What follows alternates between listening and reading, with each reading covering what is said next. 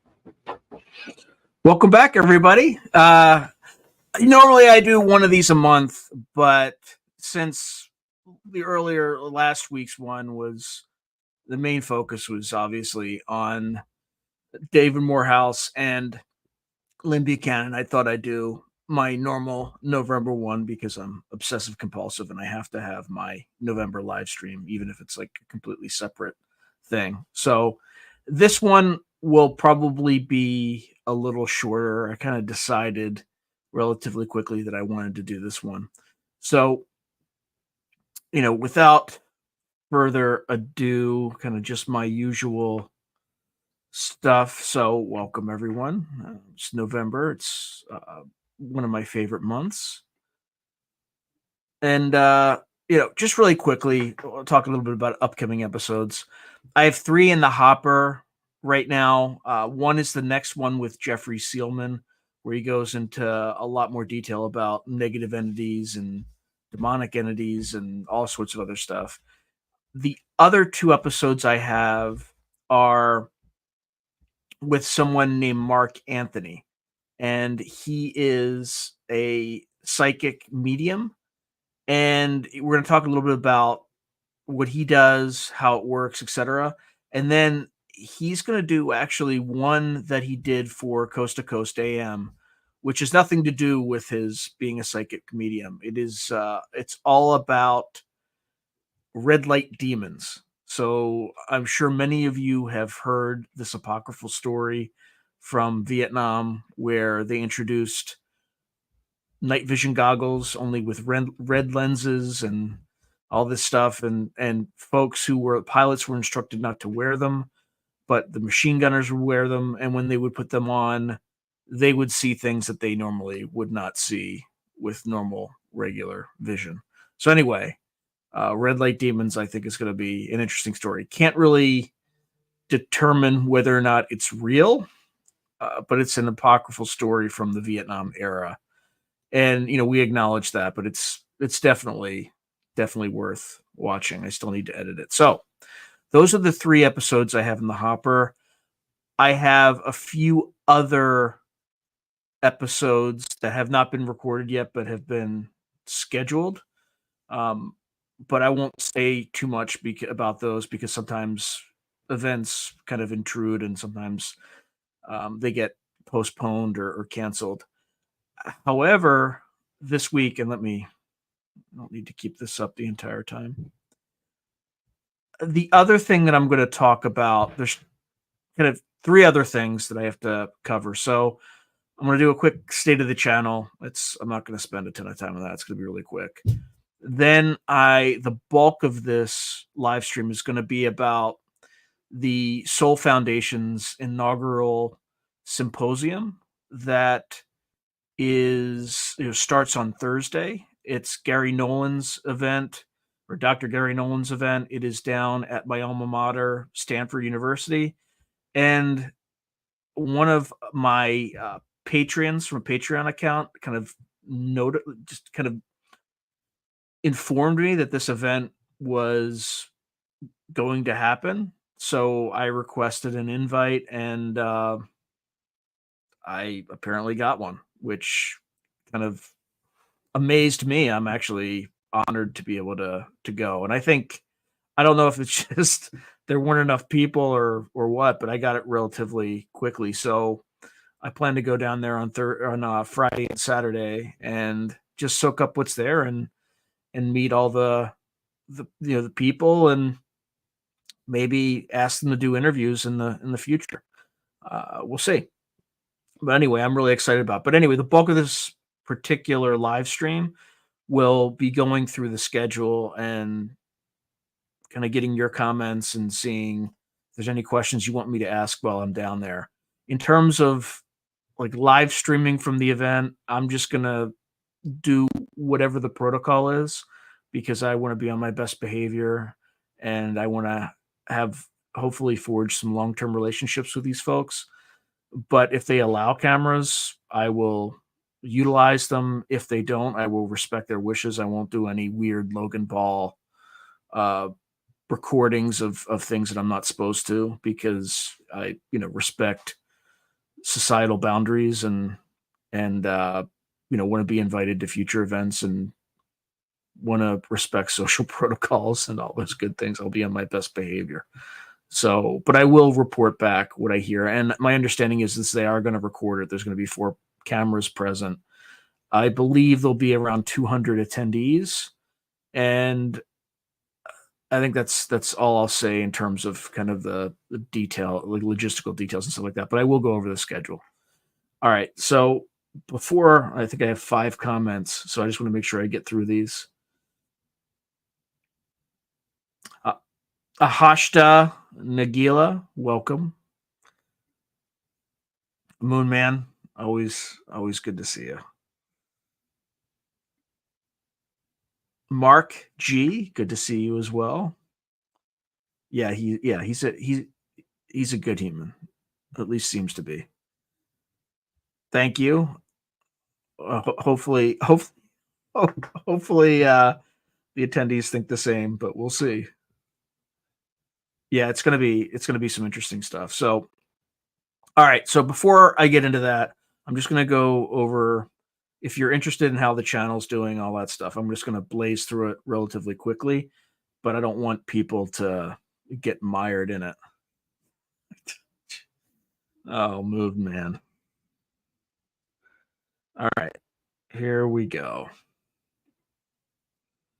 All right. I think everybody can see that. So I'm just going to go through and just see how I did in October. Or just in general. It's getting better. I think when I did this Ashton video, look, I'm not super into this, just if it's not obvious, like in this MH370 topic. And there's several reasons for that. I'm going to go through it.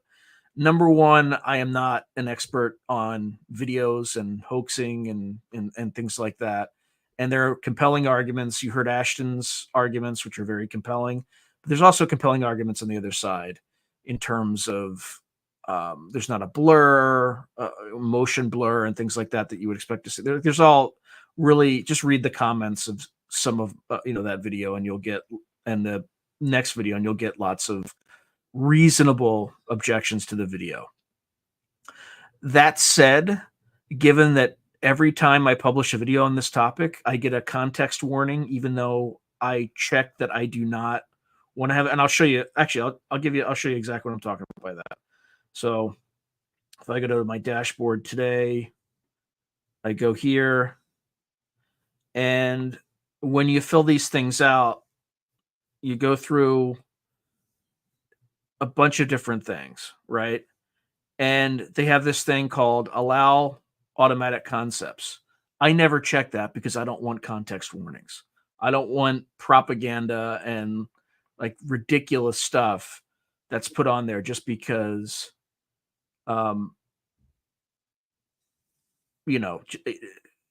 just because the regime says something has to be a certain way. I don't like having that. But the bottom line is I didn't check it, and I get this context warning anyway.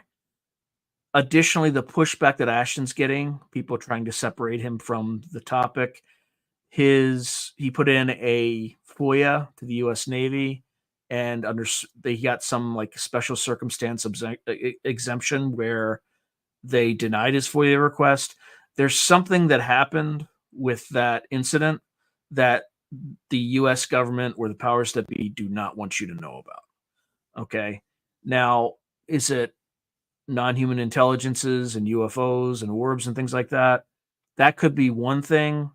It could also be something a little bit more prosaic.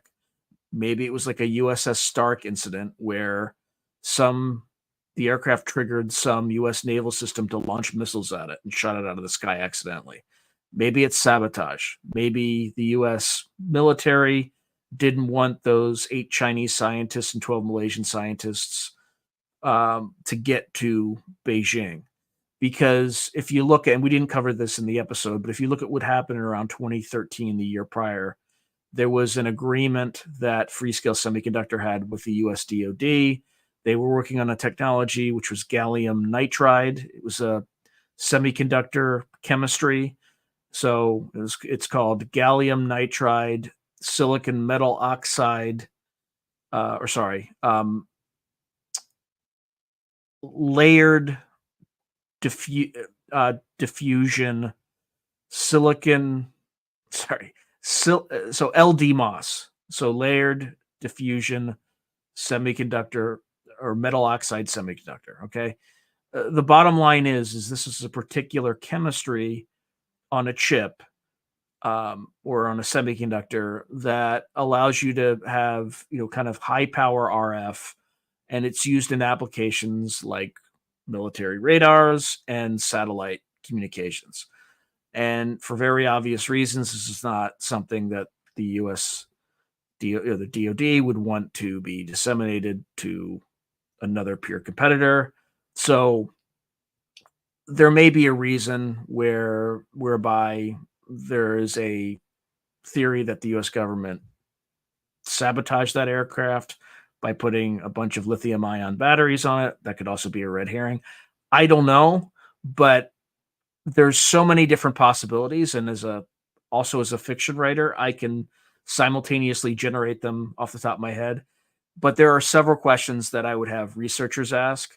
I would look at the backgrounds of the scientists and engineers that went down there. Are they experts on superconductors? My gut tells me no.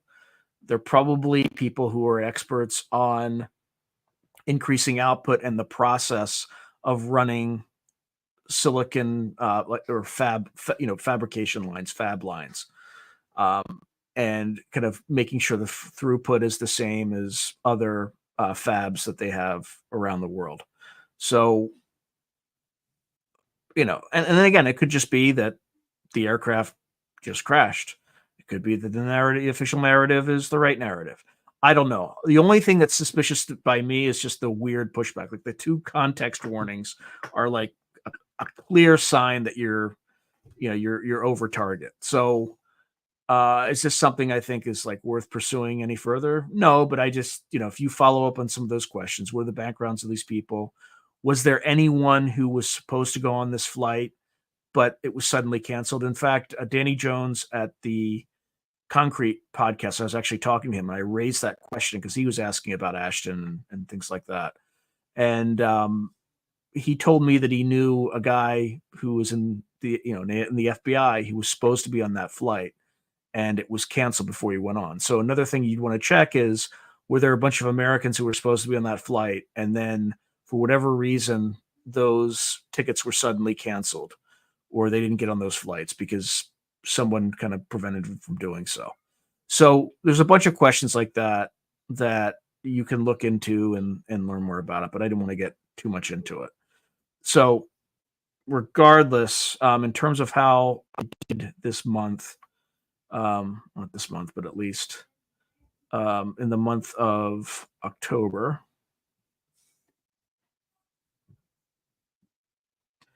All right, so it's kind of about the same as September, which that's not great, right? Because it's not, it's steady, but it's not necessarily growing. But toward the end of the month,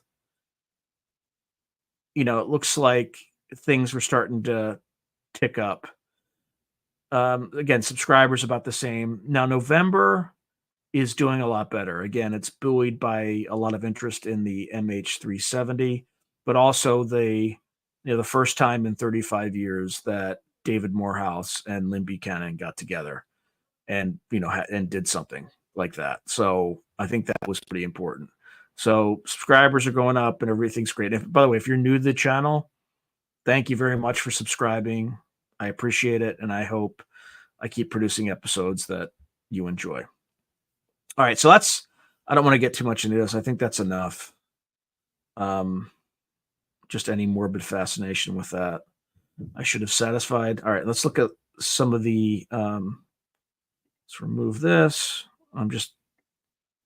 I'll set up the next thing in a second, but just let me go through some of these questions. My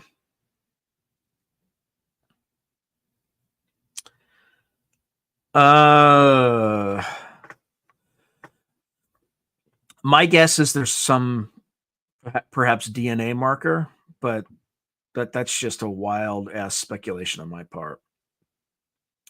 But it could be.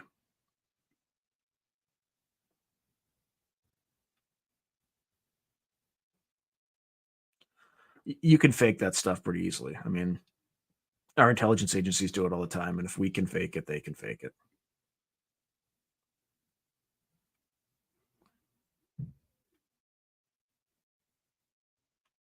Oh, fair enough. Fair enough.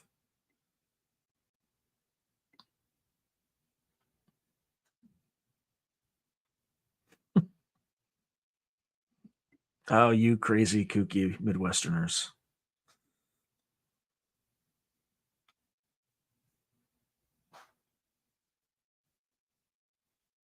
You got look, I already had the interview.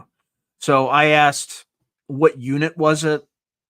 What year was it? What battalion? And Mark didn't know, and he agreed that, look, I asked the same questions, I wasn't able to get it, but you got to tell me who owns the compound. But Frank, since it's Frank, it's probably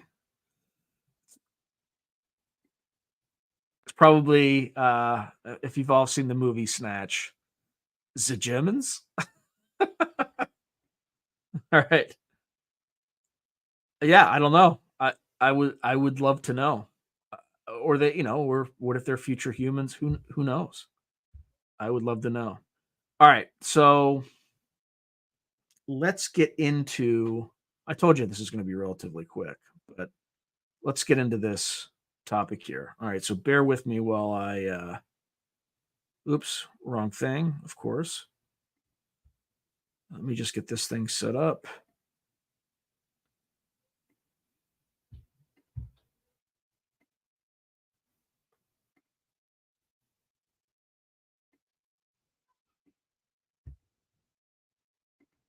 All right, now it doesn't want to. It's being temperamental, folks, in a way that it can only be when you're. Here we go.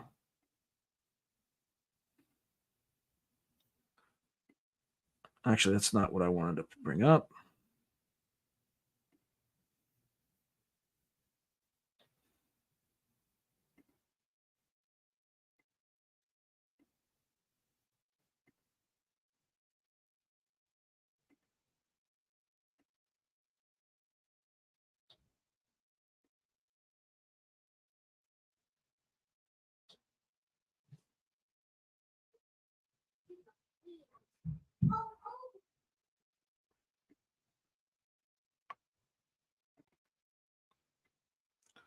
All right, hopefully.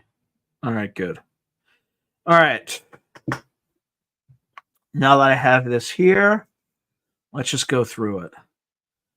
All right, so we start out with Gary's introduction, or Dr. Nolan's introduction, with Peter Scoffish. I think Peter Scoffish is like anthropologist. All right. Well, Avi Loeb. Again, there are a lot of heavy hitters at this one. On the new frontiers of interstellar objects, Beatrice Villaruiz. That's probably some French name that I just butchered. My apologies. Multiple transients in the search for ET probes. She's, I think, at Uppsala University, which is a Swedish university. So maybe this has something to do with the, Northern Lights phenomena. It's like begins with an S. It's not. I don't think it's in Sweden, but it's in like Norway, where they have these strange lights they typically see. Kevin Knuth, who I've actually reached out to interview, and I never have gotten a response. So I will not aggressively, but very kindly and gently ask him when we're there. But the physics of UAP and some clues about their detection, monitoring, and engineering. And there's a speakers panel for 25 minutes. Don't know what that's going to be about. We're going to talk a little bit about the material science of UAP. That should be interesting. Again, with Gary Nolan. Jacques Vallée, Passports to Magonia, and many other books. So the UFO phenomenon, a genuine scientific problem. Don't know what he's going to talk about, but it should be interesting. Diana Walsh Pasulka, she's the author of American Cosmic, and she also has another book that's out. I'd have to. It literally just came out. So, rewriting the myth of Prometheus innovation through off-planet research data and environments. Okay, and then Peter Scoffish, conceptualizing non-human intelligence, anthropomorphism, and ontology. Right, so anthropomorphism, looking at everything and assuming that they think like we do, which is a huge if. Leslie Kane's going to be there. Lou Elizondo, Hal Puthoff, Larry McGuire, who's a member of Parliament. If you've watched my more recent interviews with Grant, he's mentioned Larry McGuire and folks. On Saturday, again, another introduction in the morning with Gary and Peter. And then Admiral Gallaudet, PhD, doctor. So the government's UAP apathy is another case of its massively misplaced priorities. That actually seems like a pretty leading statement there. Jairus Victor Grove, Crowded Skies, Atmospheric and Orbital Threat Reduction in an Age of Uncertainty. Not sure what that'll be, but it should be interesting. This is going to be the most fascinating part, I think. Not because of the kind of beans and bullets of or the sausage making of coming up with a congressional legislation, but it is rumored that Colonel Carl Nell, the U.S. Army military intelligence, he's a graduate of University of Pennsylvania. He has a bachelor's of science in electrical engineering. It is rumored that Colonel Nell has touched one of these devices, one of these machines. So don't know if it's true. It is widely rumored. This fraught relationships panel, I have no idea what it is, but I am absolutely curious to find out what it is.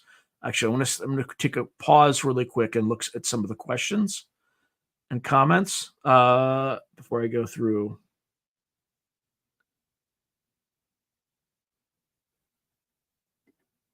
Yeah, Frank. Right. Okay. Slide 9. I keep hearing slide 9. I've probably seen it 8 times, but I can't remember exactly what it is. I think it's about psychogenics and whether or not human beings can be manipulated and things like that. I think that sounds accurate, right? If there's a civilization that's a million years more advanced than us, then yeah, they could probably operate us like puppets if they wanted to. The Wilson Davis memo, I did an episode on that with Preston Dennett about a year or so ago. Definitely check that out. But I go through line by line on the Wilson Davis memo. It seems legit. The provenance of that particular memo came from the Edgar Mitchell estate. So it wasn't, not necessarily seeded into it as a disinformation operation, but it could have been. It could have been somebody slipped that into his estate. That doesn't mean it didn't happen, but I think it seems to be completely legit. So we'll find out at this event. Yeah, and I'm not done going through yet. It is an amazing lineup. Yeah, it'll be interesting. It'll be interesting what we hear. Yeah, Encounters is Diana Walsh Pasulka's new book. Yeah.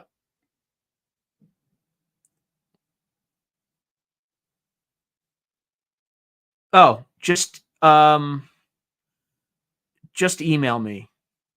It's through a glass darkly at gmail.com. Just send that to me. You can also, if you just go to the About tab, you can just click on it where it says for business inquiries, just send that to me directly. And then if you look carefully enough, you can probably also see my, you can see my private email there if you look at the top. So, either one is fine.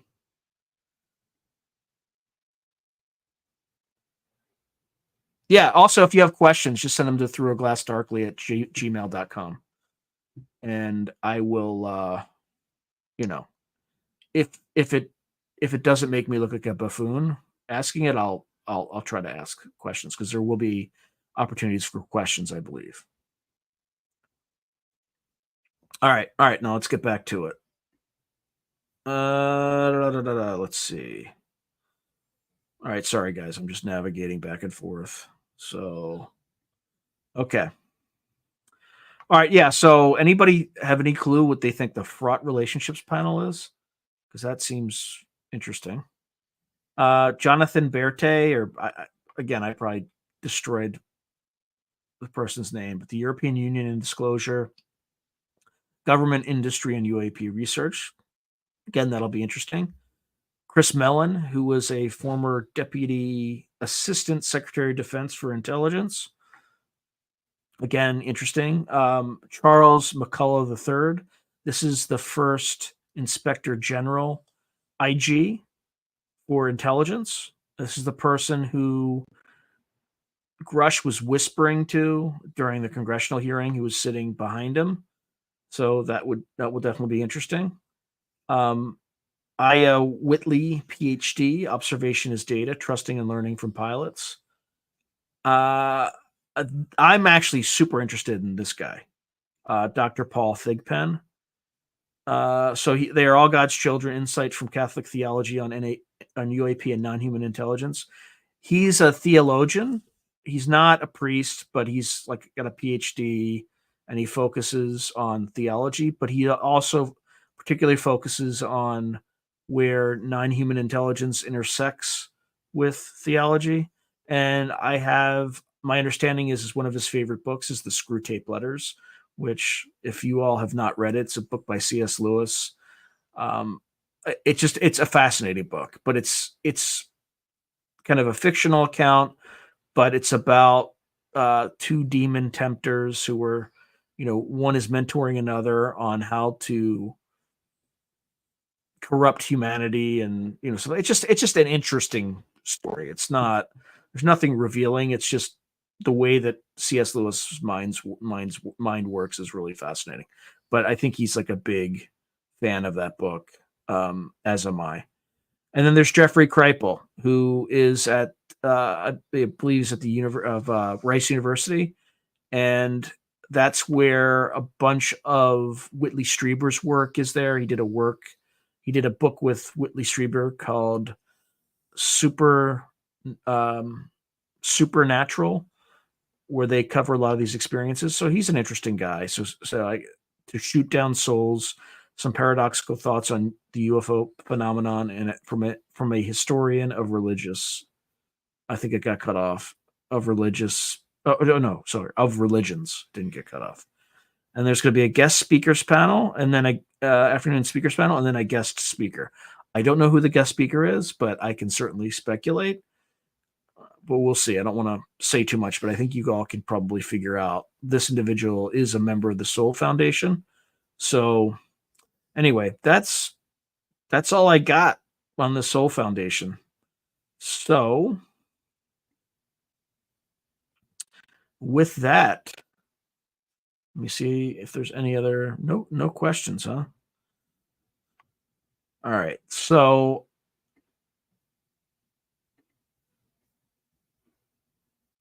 and we can continue talking about it, but now it's just kind of the Q&A cycle. So if folks want to delve into any questions or any questions they think I should ask, definitely let me know. And yeah. So anything? Oh, here we go. Yeah, I mean, I like doing these things. They're fun for me to do, and it helps me get feedback, what's working, what's not. Actually, let's do that. Like, what's working and like what's not working. Like, what are you guys getting sick of? I mean, obviously, everybody should be respectful and stuff like that, but I take constructive criticism.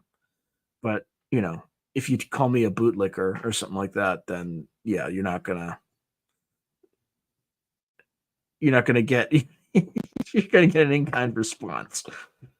But other than that, nothing. Nobody has any questions about that list or any advice on.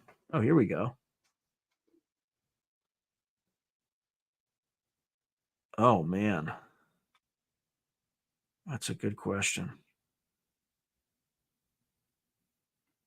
I mean, it's tough.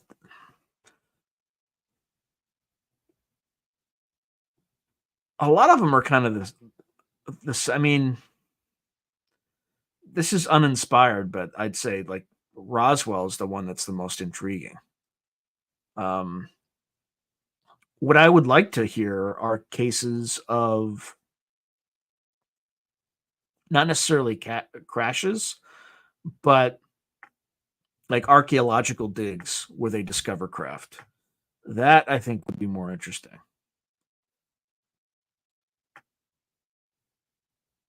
Because, according to Bob Lazar, which, I mean, I feel like he's an intelligence plant, but I think some of the stuff that he was leaking may have been true. So,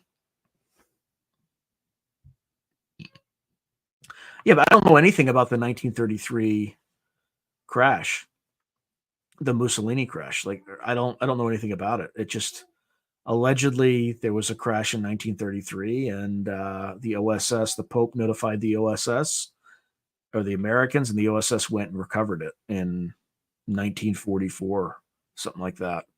So I would have loved to hear about that operation. That would have been absolutely fascinating. But yeah, I don't know. But the fact that this stuff just doesn't get out, like, like you have whistleblowers talking about it all the time, but it doesn't reach the mainstream population. It's just like, it's just bizarre.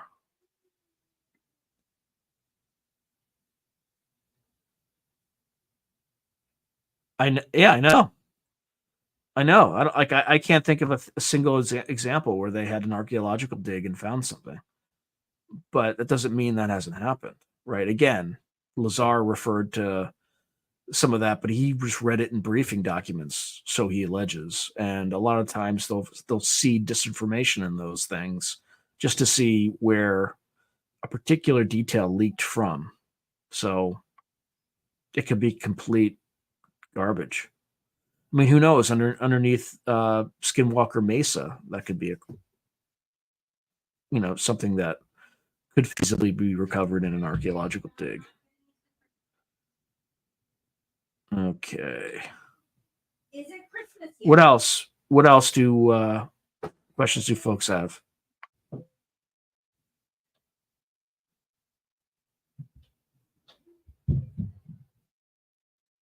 Nothing. That's a pretty stellar lineup. A pretty solid lineup. I mean, I'm really looking forward to it. I just have to. Oh, here's one. Oops. No, I might pick it up tomorrow. And like American Cosmic was super easy to read, so it might be similar. But yeah, I might devour it before things start.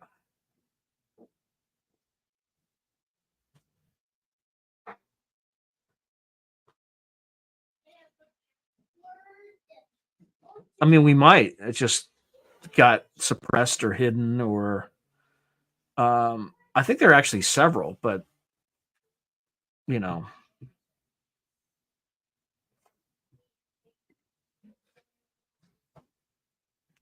I think I think he's like at his wits end in terms of like, I think he's so frustrated by the government and its continued uh less than forthright presentation of this topic.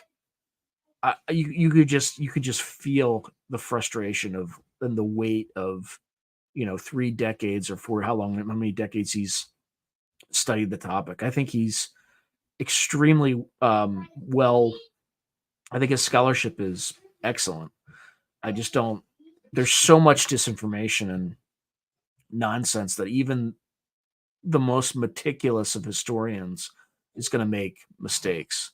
So, but I mean, I think he's great. I just think he's reached a point where he's just so sick of being lied to that you can just see the weight of the years on him on that kind of stuff.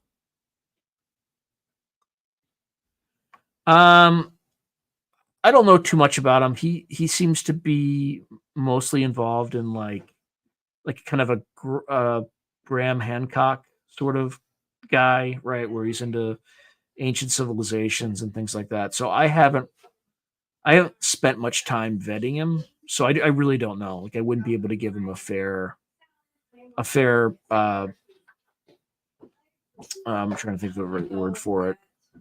A fair hearing, let's just say, because I just don't know. I haven't really followed him too much. Maybe I should.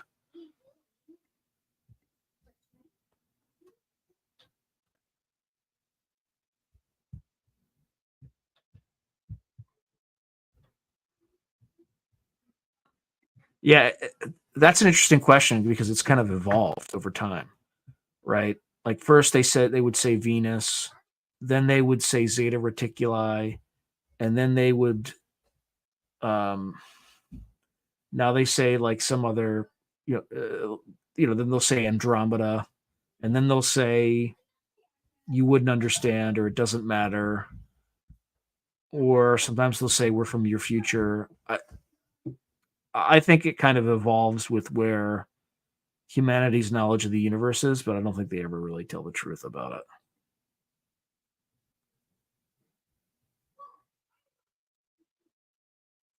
He is an employee of the U.S. government, and he gets paid to sow disinformation. And the reason I believe that is he did once have he was on the payroll of the State Department, and he has freely admitted this. And he's so over the top that he is not a credible journalist. Well, I mean, as far as I'm concerned, most journalists are not credible journalists, but he is. Um, Nothing he says or does is to be trusted. And that's just, I mean, look, it's his role. He's good at what he does, but his role is to sow disinformation and discredit people. It's not personal. Like, that's just what he's paid to do, what I believe he's paid to do. And because, once you work for the government in a capacity like that, it's very easy for them to work with you again because he's in their systems and things like that. So I think he's a paid disinformation agent.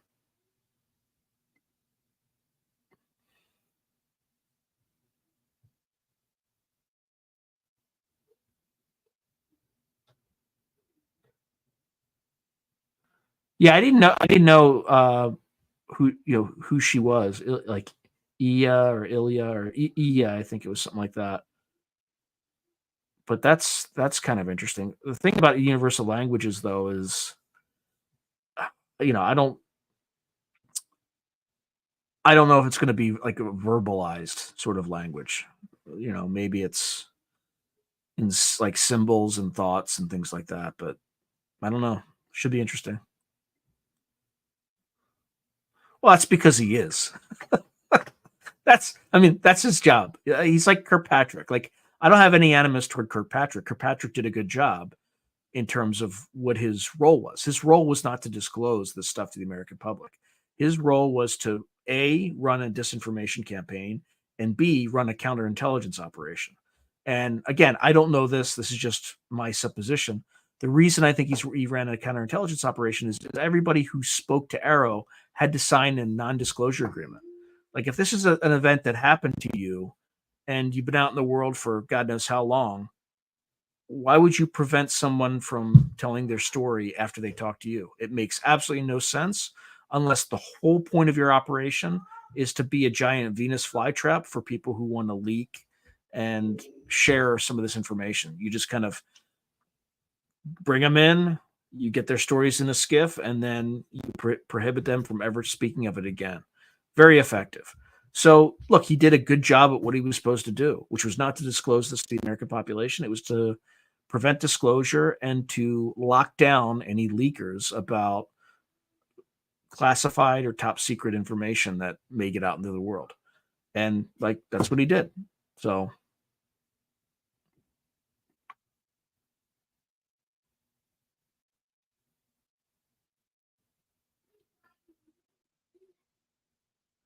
yeah, I think he said something like it. Actually, that's a good question. I don't know where, but that's a good question to ask.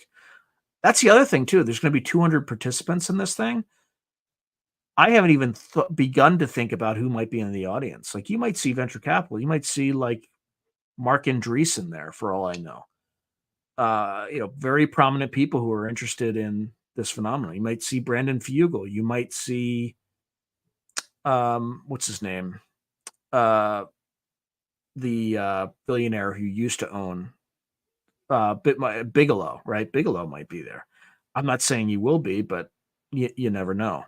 So there could be a lot of interesting people there in the audience, because I don't think they just admit people who kind of are wild eye UFO enthusiasts or people demanding that it can only be nuts and bolts and this and that. I think they're trying to build a coalition of people who can help with a controlled disclosure process. I'm speculating on that, but I think that that's what this might be about. But we'll see. Um,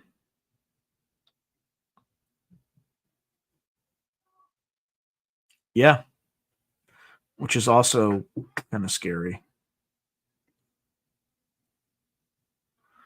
Mark, I interviewed Jay for Project Unity, of course.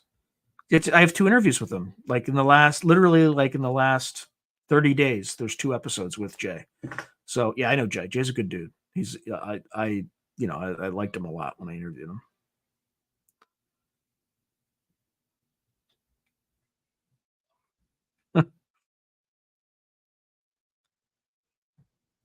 Yeah. I'm not going to say much, but I know for a fact that the U.S. isn't the only one. And I'll just leave it at that.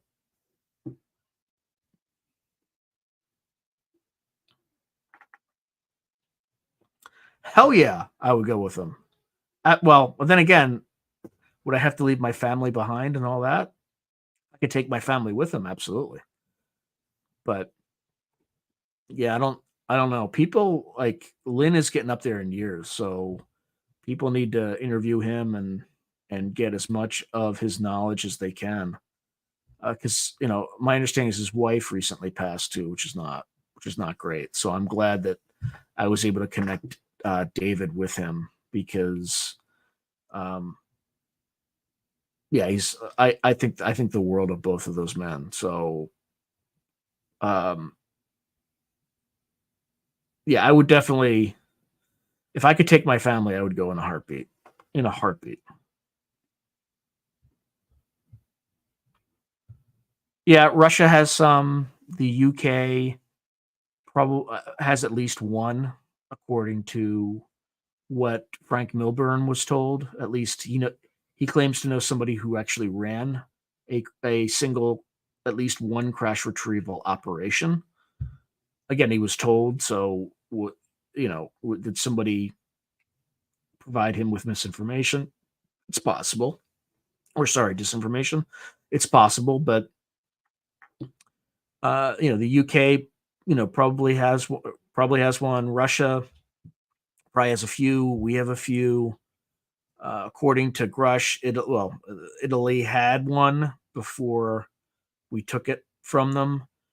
Um, I wouldn't be surprised if the Chinese have some, but I haven't heard any stories about that. And then there are likely countries beyond that have retrieved craft.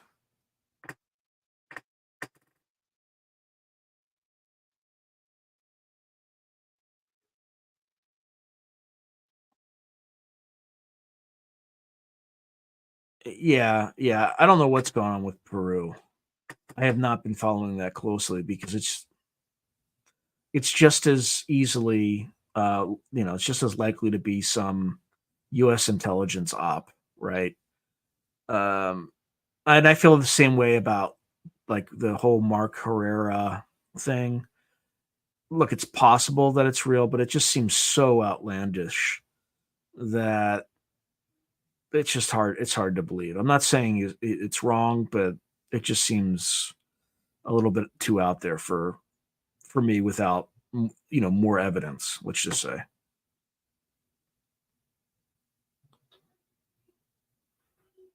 Yeah, yeah, yeah. We probably take many of them from South America, but there are some countries that they get one of these things, they're not going to give it up, right? Even if you're your ally and things like that. Like this is one of those things. You get one of these things, you don't share it. It's not like the U.S. military is sharing its secrets with a bunch of these other governments. So yeah, I mean, who knows?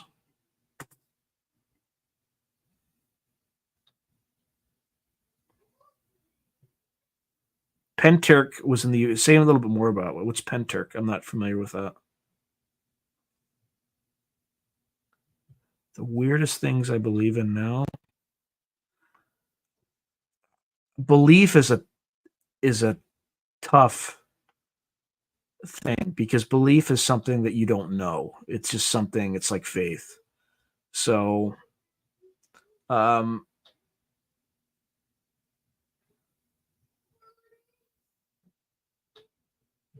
yeah, I don't know. I don't know what the weirdest thing I believe in now. I mean, I don't think it's weird, but I think that we don't see everything around us. We have a very narrow range of perception. And I think there are things outside of that perception that we don't see that do interact with our species. But I don't think that's weird. I think that's just, I mean, you don't see Wi-Fi signals either, but they're bouncing all around you, right? So I think there's a big portion of reality that we don't see. In fact, we don't see most of it.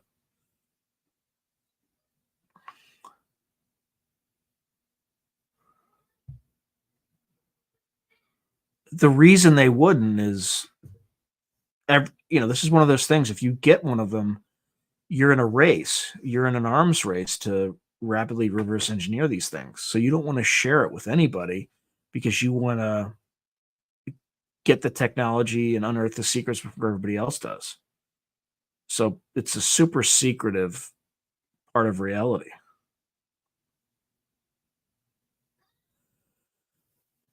I think my view is there's a bit of everything going on in the background, right? So, like, I'm a Catholic. I grew up a Catholic, and the Catholic Church, I mean, they have exorcisms, and I think there are non-physical entities that are real that do these sorts of things, and they usually run people who need to be, potentially need to be exercised through psychologists and psychiatrists and things like that before, and they're required to observe certain supernatural phenomenon, like speaking languages that the person never, was never exposed to, things like that.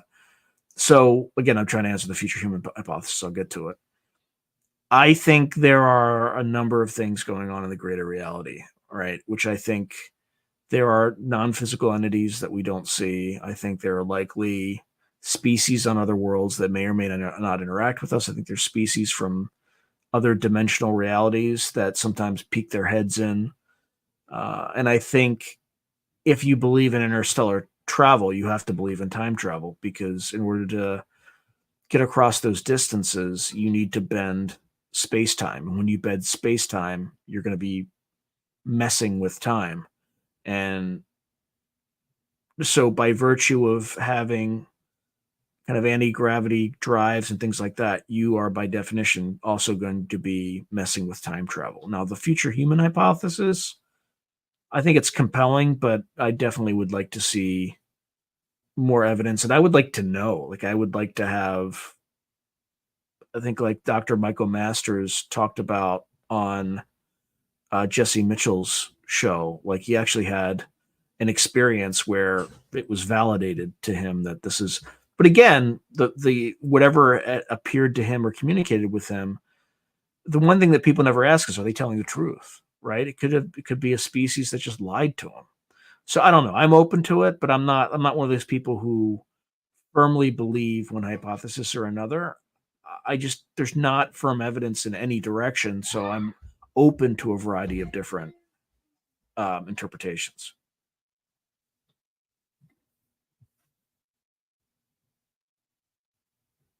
Yeah, Hal Puthoff takes him seriously. I know he told me that very clearly. But a lot of it is like neoteny and all sorts of things with, as a species evolves, their adults tend to look like our children, right? And if you look at grays, they kind of have those sorts of characteristics. But again, it's a compelling hypothesis. Again, it's possible, but it's also equally possible that it's a disinformation sort of thing, or just UFO lore.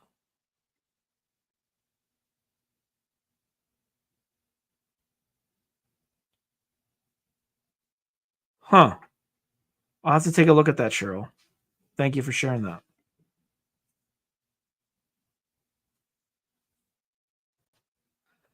Yeah, there's the Pescalusa, I think, or Pescagoula incident, where it was like a smoking hot alien babe, but I think one of these guys like punched her, and it turned out she looked like an alligator or something. Like, there's some like really weird. I can't remember what the name. Like, the guy just died recently.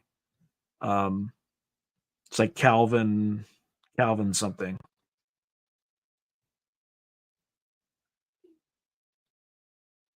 I can't tell anyone what.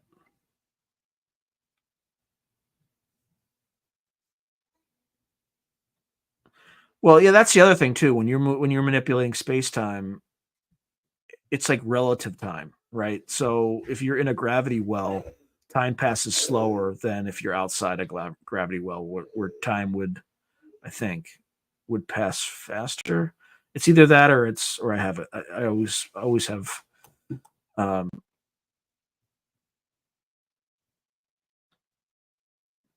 difficulty. I always, I might get it. I might have it backwards, but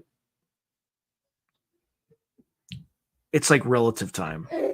Changes with space travel. Going back in time, I'm not. That's a little bit more difficult. Yeah, that's fair. That's fair.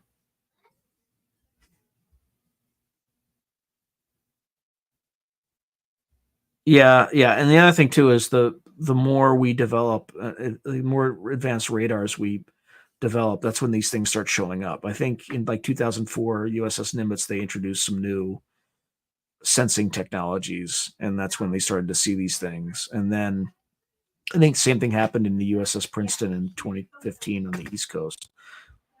They introduced some of these new technologies, and then they started, these things started appearing on their sensors.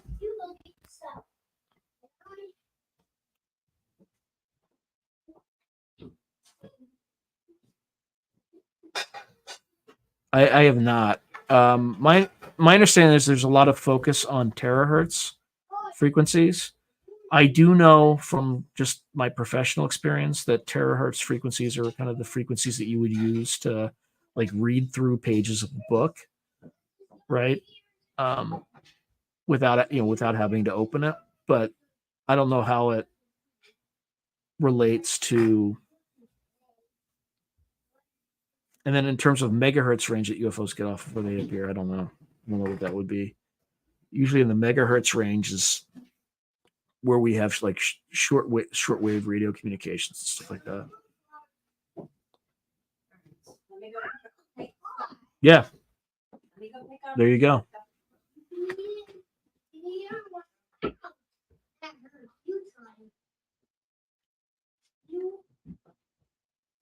Yeah, so I feel like there's so much.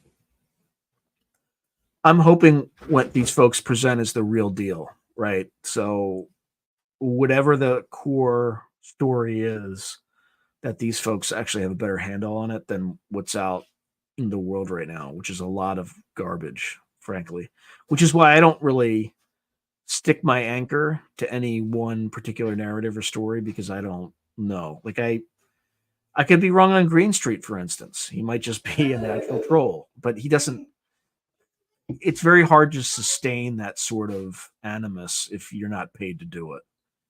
Um, so you just have to be willing to be wrong. If you kind of clutch your pearls and aggressively hang on to a story, you're going to be made a fool. And even if you try to do all the right things and you do all the right things, you're going to be made a fool at some point in this particular process. So, what I hope to gain from the Soul Foundation symposium is to learn what I can, share what I can, and hopefully participate in a controlled disclosure campaign that prepares humanity for something that is earth shattering in a very deliberate and logical way. But again, I might walk in and I might be wearing the wrong shirt, and somebody might say that guy's a jerk. Just he's stupid. Just kick him out. Right. So I don't know. I don't know how it's gonna turn out, but I'm hopeful.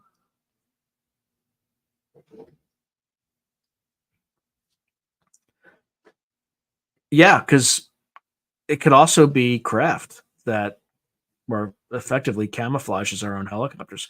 Because sometimes they don't look like they're usually good facsimiles, but sometimes they'll, have like an extra blade or like there's weird.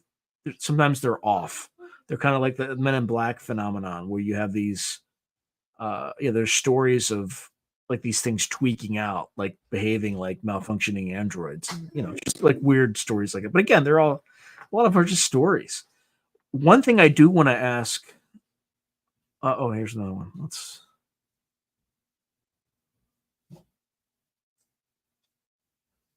I don't know about protection. That gave him a lot of access, right? Because if you can raise money for a presidential campaign, you know, if you raise a lot of money for a presidential campaign, you can get an appointment in that administration. So I don't know for a fact, but my gut tells me that's kind of how he got a high ranking position like that without ever having been in the military. So again, just you know, usually there's kind of three ways you can get into a high ranking position. The first is you're former military and you've been in the defense circles for a very long time. That's kind of what you would get like a Lloyd Austin, right? He was a general and now he's the Secretary of Defense. There's also the academic path. And these folks kind of come in and out of government. That was my thesis advisor. That was Dr. Ash Carter. He came up through the academic route, right? He was a Rhodes Scholar. He had a PhD in physics from Oxford, undergrad from Yale, 2 degrees, an AB in medieval studies and a BS in physics. Got again a PhD from Oxford. He worked on the Star Wars program. He worked for Caspar Weinberger in the Reagan administration. He worked for Clinton as he ran the Nunn-Lugar program where they denuclearized the surrounding Soviet states, stuff like that. So that's the second route. It's through the academic path. The third route is likely how Chris Mellon got in, which is basically you raise a lot of, again, I don't know for a fact, but you raise a lot of money for a political candidate and they reward you with an appointment. So that is one way to get in. I'm not saying that's how, but that's how I suspect. But again, that's a quick cursory glance of his background.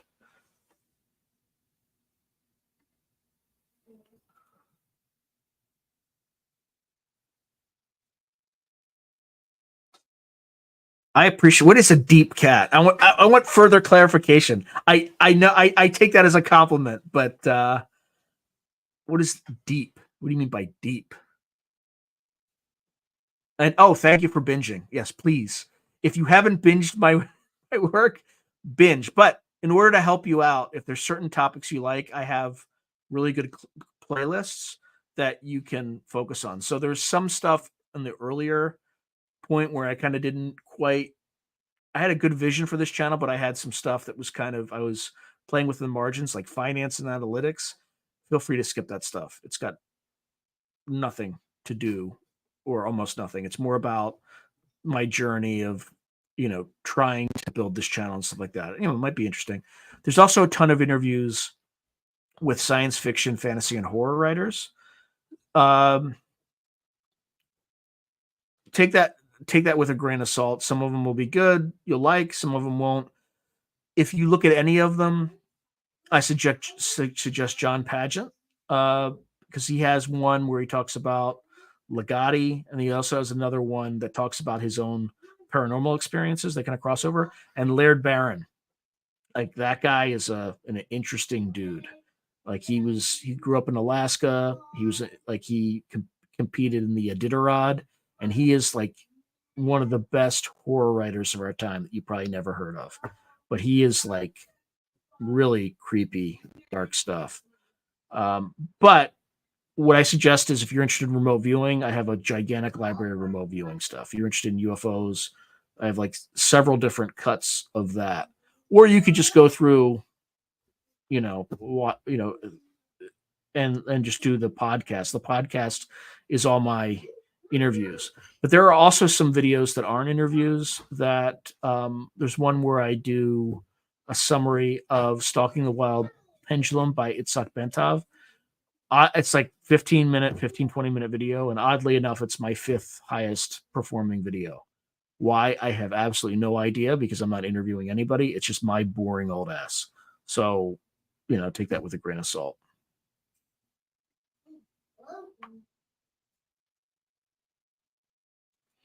So I just did one on the Collins Elite with Nathaniel. What's his last name? I can't think of his last name off the top of my head, but that'll be. I don't think it's as like you're talking about kind of Collins Elite. I don't think it's as bad as it would seem. Like you just have these religious zealots who like see everything through. I think it's more of there is some evidence to suggest that these entities, are not aliens but entities, and they are, not, their interests are not aligned with ours, and it could also be demonic in some sense. I personally, if you talk about belief, I think there are a number of different life forms in the universe around us, live on Earth, many of which are non-physical. Some you could put into this category of demonic. Some are just people who had violent deaths, or they're just energy is neither created or destroyed, so they're still here, they're still doing their thing. And then some are just non-human intelligences that they could be plasma beings. Again, I just think there's much more variety, and I think it's all related, right? I think if you look at kind of Ray Hernandez and what he was told, like remote viewing, astral projection, dead, near-death experiences, ETs, I think they're all related in some way. That's a long, meandering answer, but yeah, it is. Yeah, it's a stalking the wild pendulum. Even today, it's still pretty fascinating. Yes, thank you, Nathaniel Gillis. I'm sorry, Nathaniel, I didn't do you justice because it was a fascinating episode. Kev, a hole in the market. What are you talking about? Am I like I'm a hole in the market? I don't know. Yeah, there's two of those. Although they are depressing. But if you just go to the Lynn Buchanan videos, you'll find, there's probably, I don't know, 3 to 5 of them total. No, maybe more than that. No, maybe there's about 5 of them.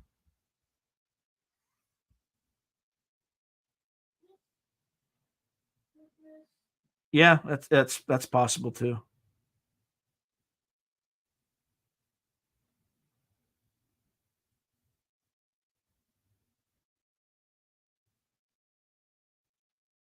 Yeah, I mean, or there could be non-human intelligences that come from other worlds, and then there could be demonic entities that pretend they're ETs to, I don't know. I am completely ignorant. I hear all these stories, and these are all human interpretations of a phenomenon that I don't think anybody on Earth completely understands. At least no human on Earth.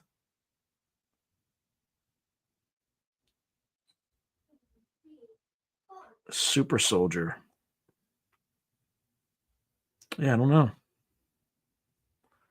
What do you mean by super soldier nonsense, Kev? Yeah.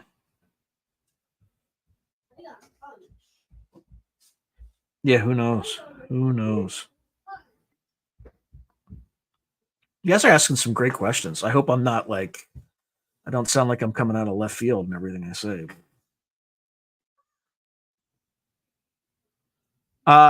So thoughts. So I've been to a property that was adjacent to Skinwalker Ranch that owned a portion of Skinwalker Mesa, because they, on the show, they make it look like Skinwalker Ranch owns all the Mesa, but they don't. They own like a parcel of it, but there's like several different properties that own it. But I spent a night there almost exactly a year ago. During the day, the energy seemed or felt overwhelmingly positive, like just really good vibes. And at night, it like its polarity seemed to reverse. Like it got dark really quick, and you could kind of feel it. It was really windy. We had a fire. We slept in the fire, and um, when I woke up, when I was thinking, I had like there's this huge gust of wind when I was sleeping, and I had a thought in my head. It's just like something like the shadow people are real. And then when I woke up the next morning, apparently at that precise moment, the wind had blown my chair into the fire at me. So, could have just been it was a windy night and it blew a chair into the fire. But when we all returned from this event, we didn't, to my recollection, did not experience any hitchhiker effect. So I think part of it has to do with your intention. So I think people who go there who are armed, like have a weapon with them, tend to be targeted. And this is kind of a Grant Cameron thesis. I don't know if it's true, but generally people who are warriors and armed, right? So even if you take the chair experience as an example of that, I was not armed, but I'm a former army officer. I was and am a warrior. So there's something to it like that. But then again, I didn't come with a weapon, so I didn't experience any hitchhiker effect. So anyway, that's a long meandering answer about just a personal experience.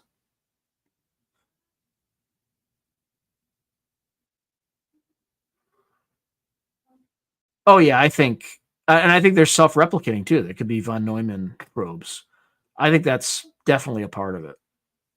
Definitely a part of it.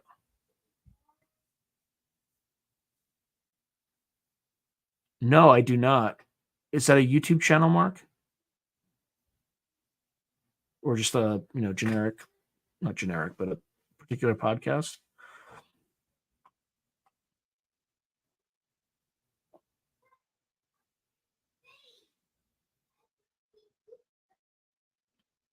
Yeah, these are all great questions. I mean, I'm just opining based on a lot of the interviews I did. So,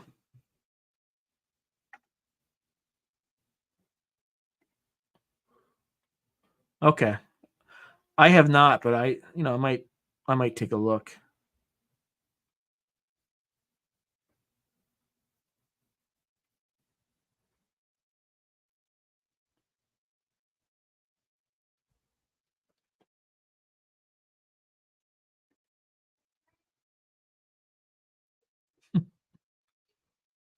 Mm, that's 5 years ago. 5 years ago, 2018. Uh, it's making a lot more money, so I miss that, but I don't miss commuting for 5 hours a day. Like I don't miss that. Like that's the best thing that came out of COVID was it was widely demonstrated that you didn't have to commute anymore. Okay, I'll have to check that out. Let's see. It's the same question, Kev. Maybe it just didn't appear the first time around. All right, let me see if I have anything that's ridiculous. I probably have some ridiculous stuff here. Yeah, this is a ridiculous salute. Anyway.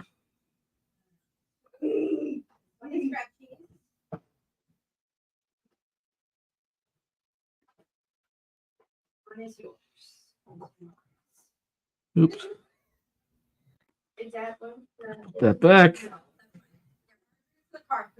All right. Anything else anybody wants to talk about?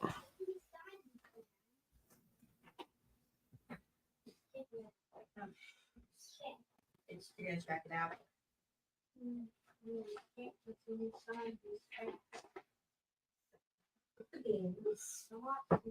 Just I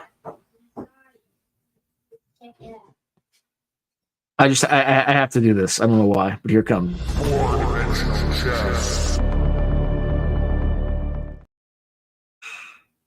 Why not? Here's another one. Here's another one. Trigger warning. All right. All right. I have probably well, there's like 6 comments. I didn't even see that happen. Hold on.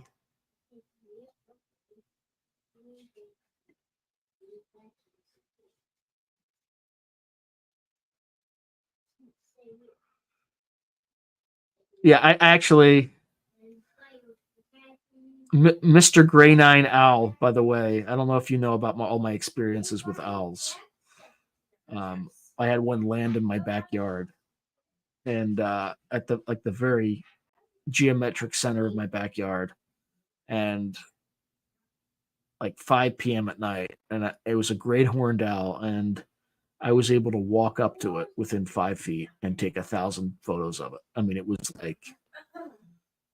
was a borderline mystical experience because that is very rare, and it just let me take pictures. It was really, really, really weird.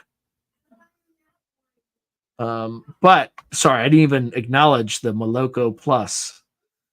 Is it what Dremcrum, something like that? Is that what it's also called? For a bit of the ultra violence. It's one of my favorite movies too, actually. Clockwork Orange, great movie with Malcolm McDowell. It's one of his like finest movie. What is it? It's Dremcrum, Synthamesk, something like that. Oh man, great movie.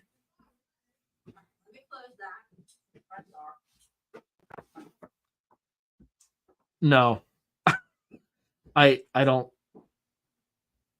It was like it was 20 years of suffering for me, to be completely honest. It was not simpler. It was really frustrating. It was really frustrating. This at least this is interesting. You know, we are definitely living in interesting times.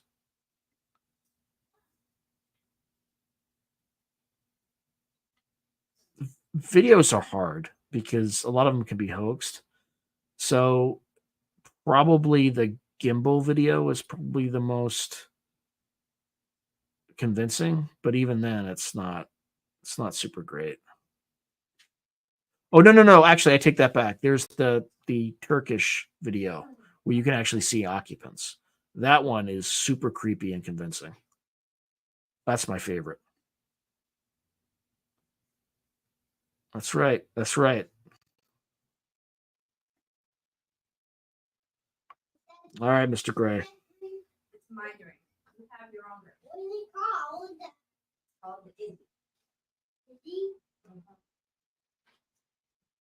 Easy? Alcohol? No, you're not. Yeah, probably.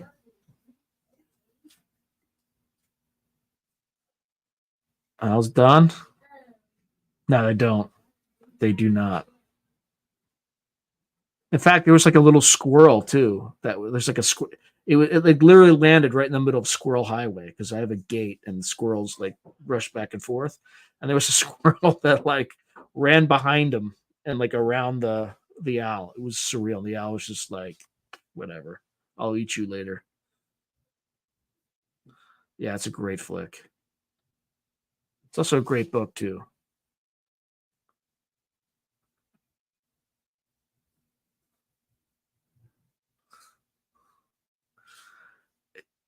You know what? Funny you say that. I have a friend who is still not entirely convinced that I'm not. And I'm like, that's ridiculous. It's ridiculous. And he's like, man, you know the lingo. I don't know. Like, I got to be careful with you. I'm like, all right. So, yeah, well, Drencrum, Synthamesk, Moloko Plus. The Calvin. Calvin. Is it a Calvine? That could be BS. I don't know. It's hard to tell. What are I probably shouldn't even say that. I bet you if I whatever that word is, I bet it's like cancellation worthy. I don't even know what I'm not touching that, Kev. That's probably something to get me into trouble. All right, what else do the people want to know? It's been fun, guys. Thank you. Thank you for indulging my insanity tonight.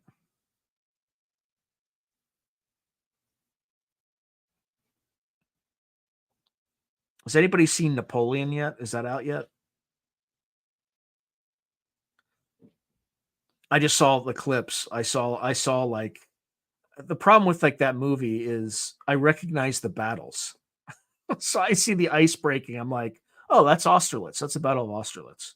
It's when Napoleon sent his army right into the middle of the Russian and I don't know if it's the Austrian or Prussian armies, cut them in half, surrounded both sides, and then the Russians that were able to escape and flee fled to a lake, and he ordered cannon fire on it, shattered the icy lake, and killed a bunch of Russians back in the day.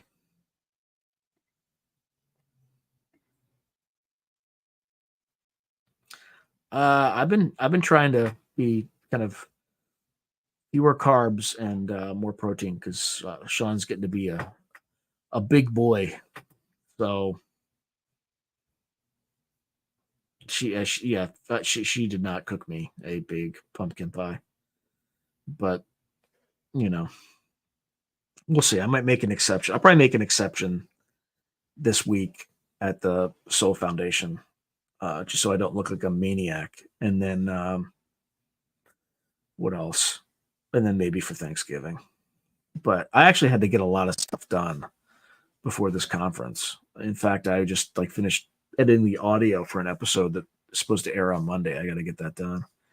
Yeah, it works. Well, I mean, I did a 7-day fast to start it off. So I lost 15 pounds in 7 days. Just literally, it was all you get is water and like a cup of coffee. That's it. Because you can't do it. If you try to do it without caffeine, you're just completely useless. Like you can't think.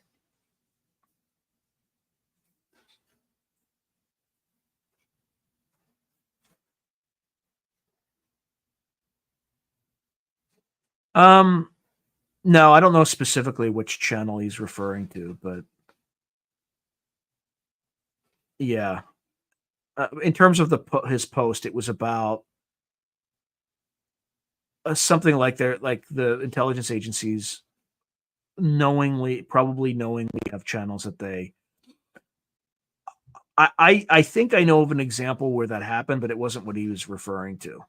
Like typically, what they will do is, I mean, I'll give you an example. There's a guy who shows up in the Joe Rogan podcast all the time. His name's Mike. He's like former CIA and stuff like that. But when he's like asked about things like remote viewing, he's instantly dismissive and stuff like that. Like that guy's definitely working for the CIA.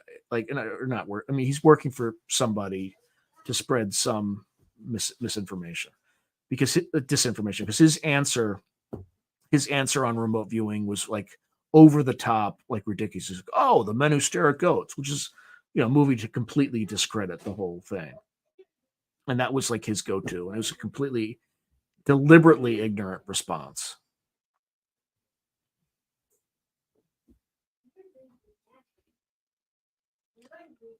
I did not. You definitely read the book. What's the guy? The guy's name's like Anthony something. Anthony Burgess or something like that is the author of the actual book. You must have read the book. So Velocet, Symptomesk, yeah, and Drenchrome, yeah. Again, we're talking A Clockwork Orange. I did not know that. Mr. Gray 9 Owl. That's excellent. I'm glad that you shared that. I did not know that.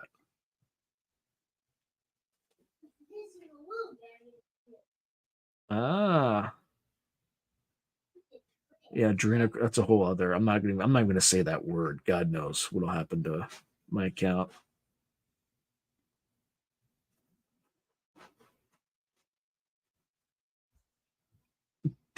Well, let me be clear. The military doesn't. When I was in the U.S. military, we used kilometers and, or whatever. We used the metric system. We didn't. because it's easier to divide by 10 when you're dropping artillery on people than it is to like, oh, I got to divide by 12 and then I got to do this and do that. So, but in U.S. like society, like we still have mile markers. We still weigh ourselves in pounds and not kilograms. It's kind of dumb. I agree. We were supposed to switch, and I forget. I'm not. We're supposed to switch. I think in like the 70s or early 80s, and it just didn't. It just didn't take. It does, and it doesn't make any sense. I agree. It makes no sense. Because again, in the military, everything was measured in clicks, right? We didn't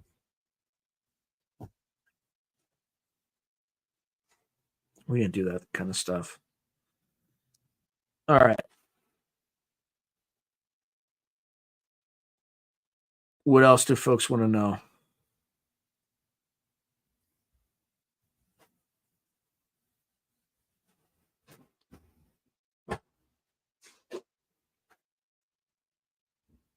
Nothing? Should I call it?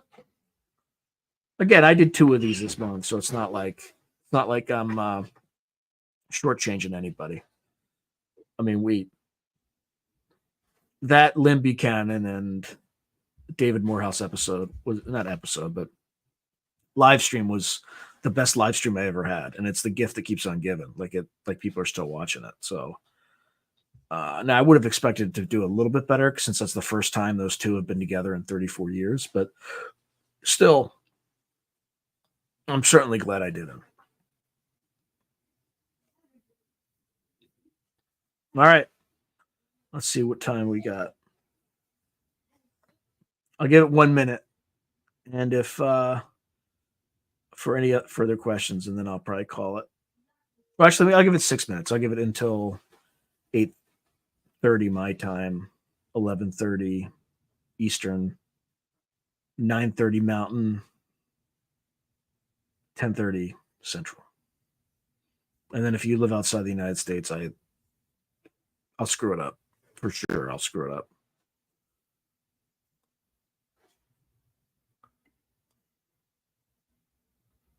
No, of course not.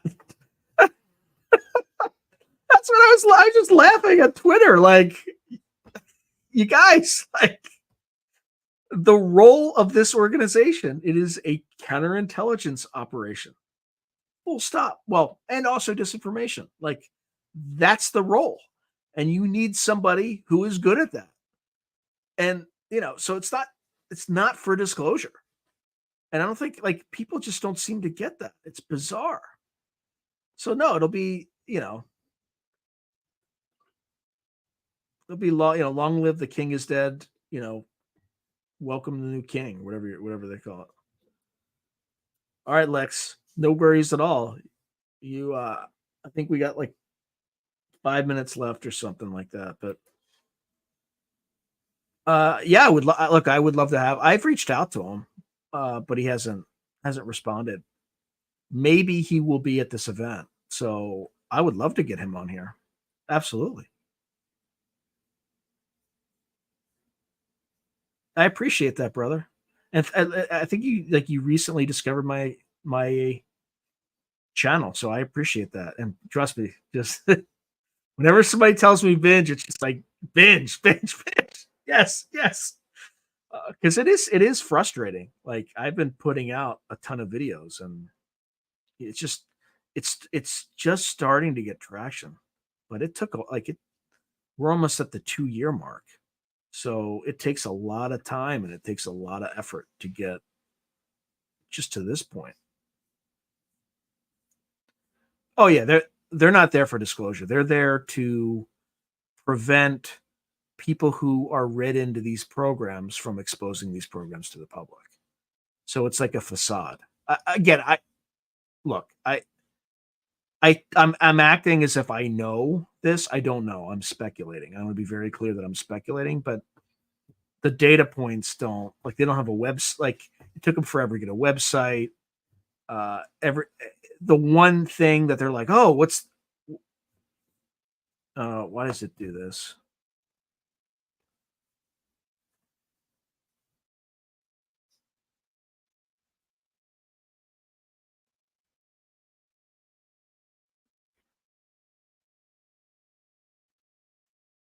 Okay.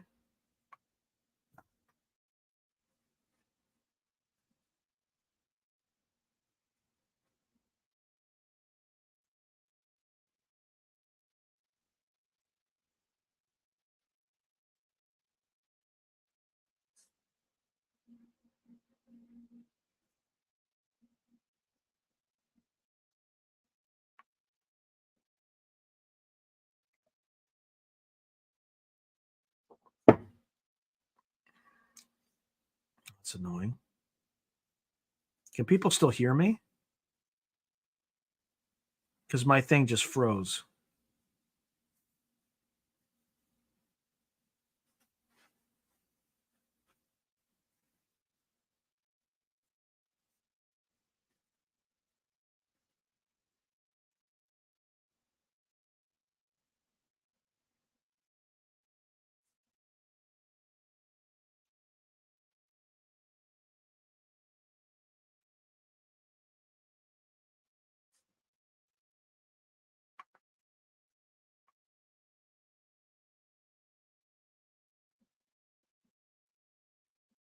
All right, I'm back.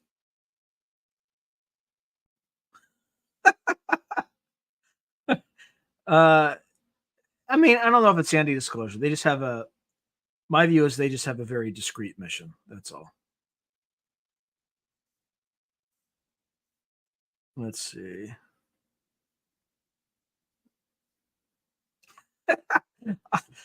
I mean, it's interesting what I was talking about when I went freeze frame, but all right, you could probably hear me like at least I didn't like start cursing or something like that, so that's good. I gotta. I mean, I have a book. I just have to. It's done, but I have to do one more pass. But I will finish by the end of the year. That's the Wormwood Down book about a crash retrieval program and all that stuff. It's all fiction, but I started writing it 2 years ago, and I could turn it in, but I just have to polish it a little bit more. And I'm about 5 chapters polished it out of 40. So, and it'll be the third time I'm through the other chapters. But having gone through those first 5, it's just uh the craftsmanship of it is like significantly better. Like the story hasn't changed. It just reads better. Like if you polish it a little bit more. But but my publisher has to buy it, right? She has to agree that she wants to buy it, so it'll have a greater probability of getting purchased if it is more polished. Yeah, that's right. That's right. I left the army as a captain though, so I didn't command a company, but I left as a captain.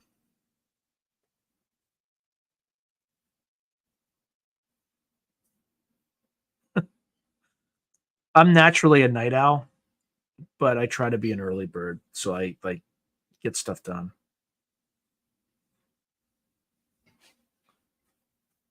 All right, I'm obviously back.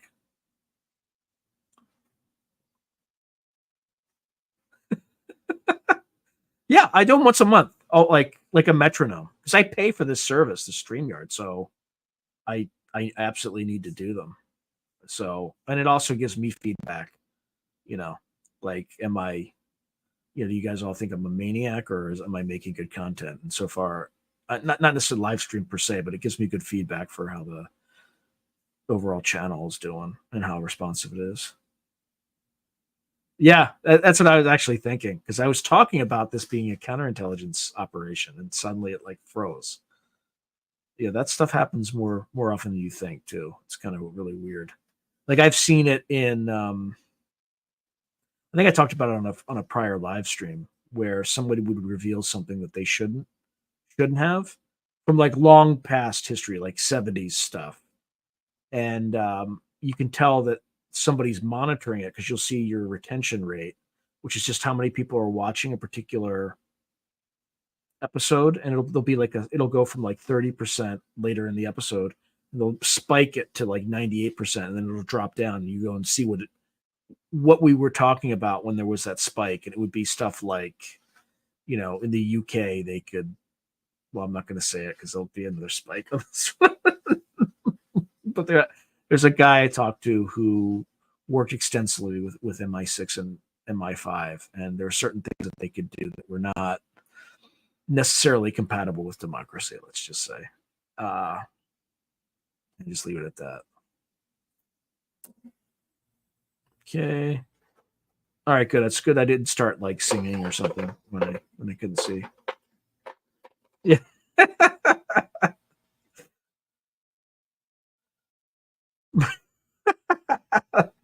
I love Marines. On Twitter, I just, I can never ever not say something about eating crayons. It's just like I do it with love, though. I definitely do it with love. All right, probably about 3 minutes over, so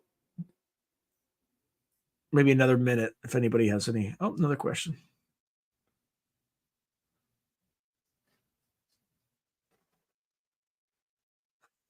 Yeah. I mean, I just froze, right? It just had my face frozen. It didn't like grid out or anything like that, did it?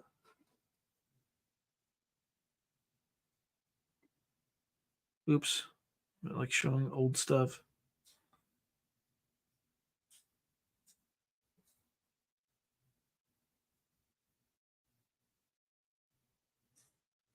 All right.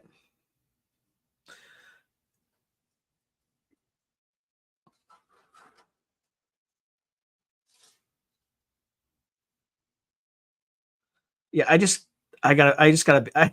have to be careful because there's this thing called like a 5-factor personality test. And there's one aspect of my personality that is like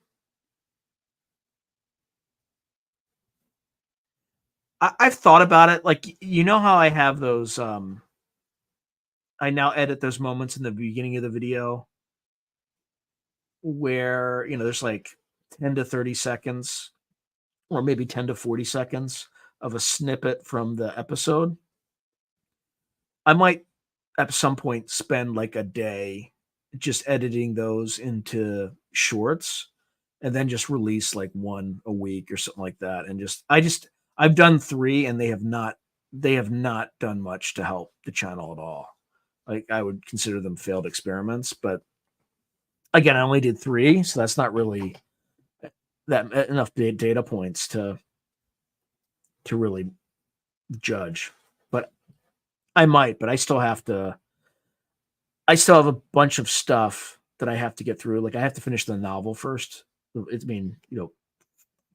Polish it and turn it in. And then once I do that, maybe at the beginning of the new year, I might take like a day. I also have to go back on a lot of the older episodes and redo the thumbnails because a lot of them look still kind of aggro. And when I did them at the time, I thought they were awesome, but they were not awesome. They were not good. So there's still some of those that I need to revisit.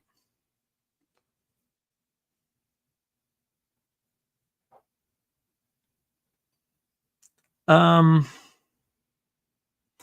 contrails are coming from planes that are at a certain altitude where they just the temperature is such that that's just the heating of the engine. That's what I think it is. I don't think it's HARP. I could be wrong, but I'm not like into the whole chemtrails thing. But again, to be fair, I have not spent any time on it. So it doesn't mean it doesn't exist. I just don't know. Oh yeah. So if I recall correctly, there's extroversion, there is conscientiousness, there is openness to new experience, there is agreeableness, and then what am I missing? I'm missing one of them.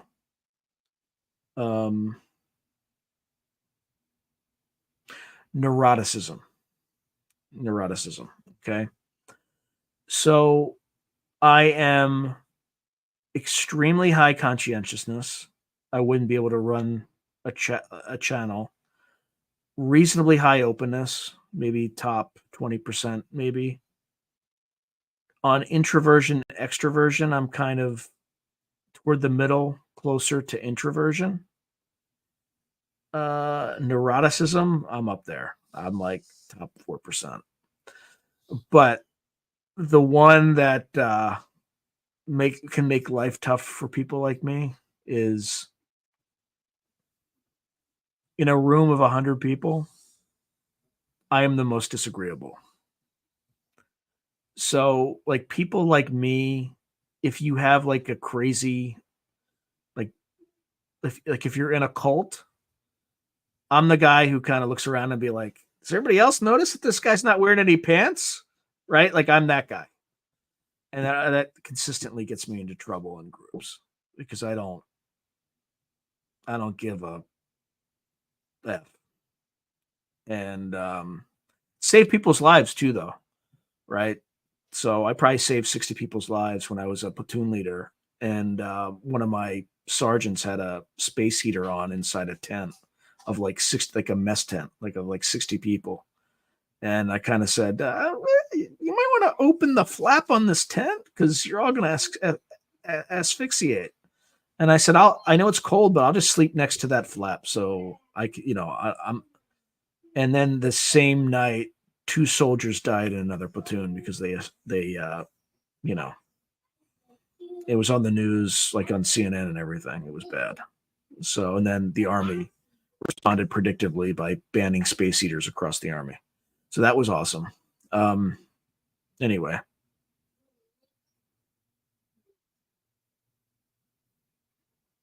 Yeah, I mean, it could be. I don't know anything. I don't know anything about it.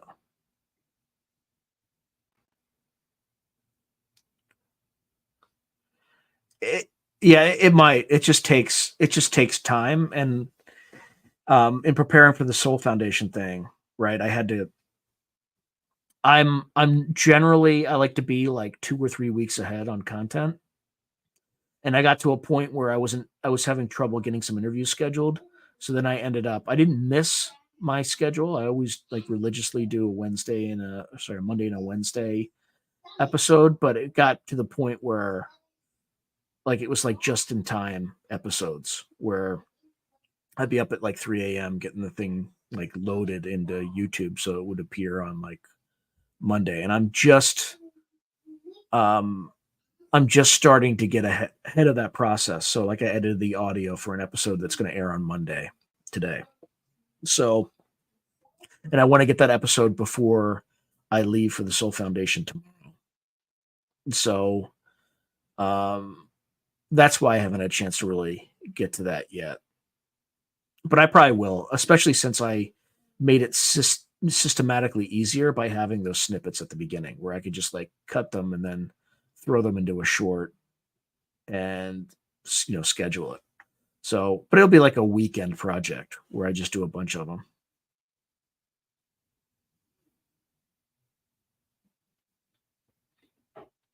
All right.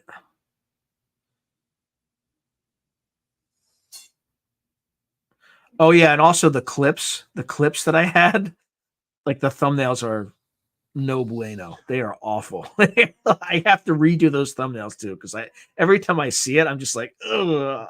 No wonder nobody was like coming to my channel. Like that part's on me. Those bad thumbnails were on me. I think they're better now, but a year from now, I might be like those thumbnails. Like the new design is even worse. But I think they're good now, but I could be wrong. So I used to be like a super PC guy, but now I'm like an Apple convert, particularly with creating stuff. In fact, I need to get a new computer soon because I'm reaching the point where toward the end of every editing process, things get super slow because my computer is kind of, I'll buy like a top of the line and then I'll keep it for 5 years. And this, I bought this particular laptop in 2018 and it's kind of almost at the end of its, I mean, it still probably has 2 or 3 years of useful life, but in terms of editing videos and stuff like that. It's probably going to barely limp into 2024, but we'll see. But I gotta find more income sources though before I start investing in any more stuff for the channel. So we'll see. Who knows?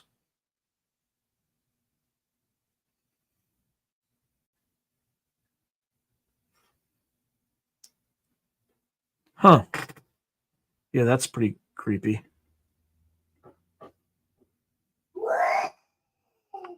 I don't know.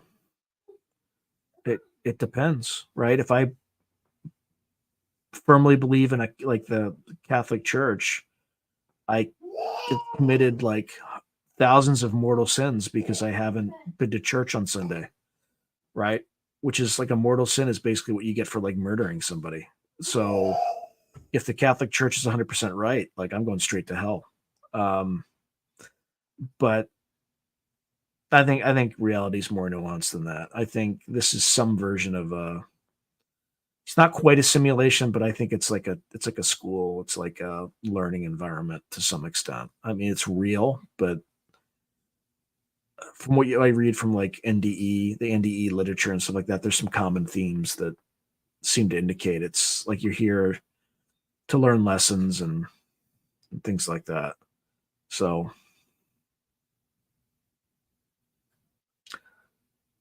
I think they said he's not going to be he's not going to be in the skiff. It got postponed. I almost think he's the special guest at the Soul Foundation, but I don't have any evidence to indicate that, right? Other than he's a member of the Soul Foundation, and the special the guest, it just says guest speaker, so it could be anybody, right? So who knows? Yeah, yeah, of course. And even if there was a big revelation, the people who go into the skiff can't talk about it. So yeah, highly likely nothing burger.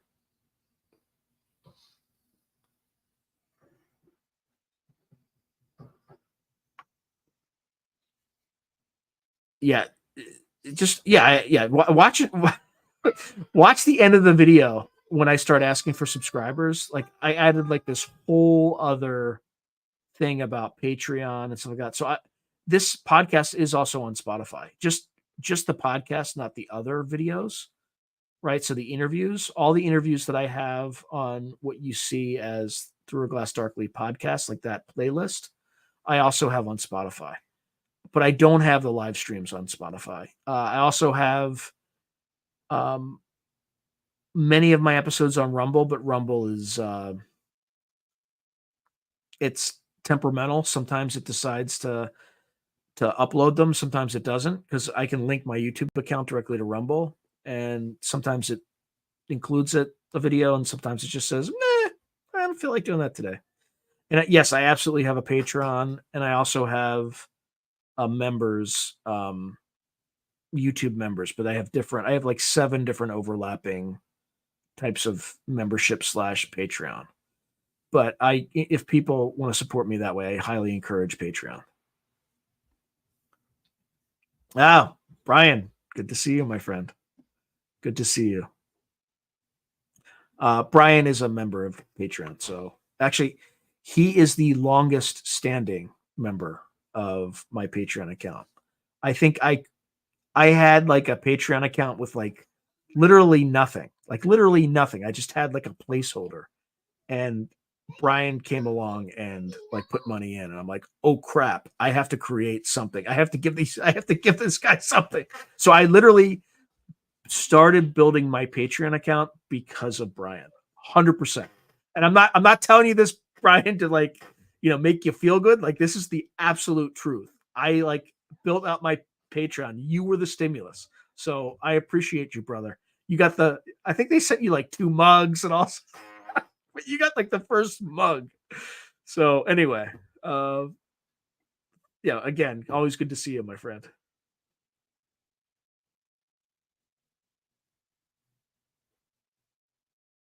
Yeah, exactly. Exactly.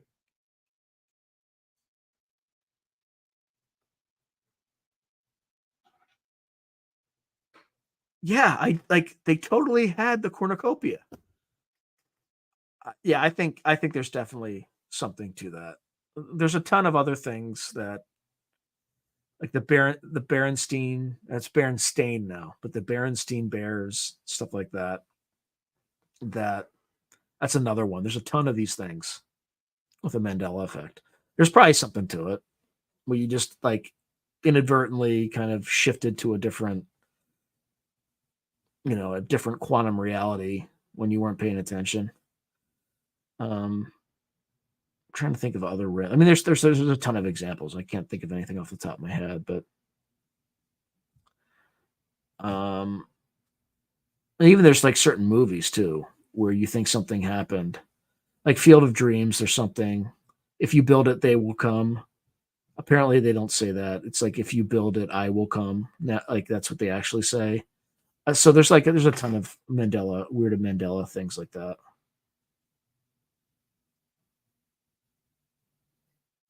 I definitely remember the Captain apostrophe N crunch. I definitely remember that. Um, but I mean, it depends, like which reality you merged from. I don't know, right? There's just a lot of weird stuff like that.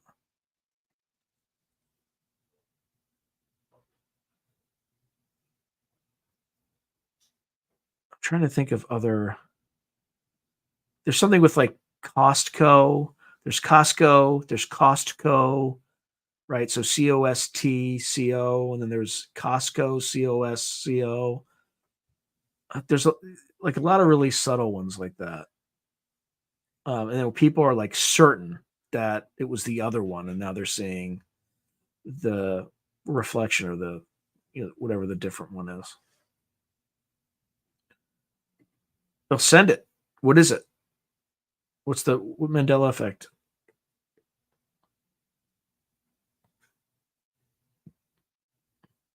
Because there's tons of them.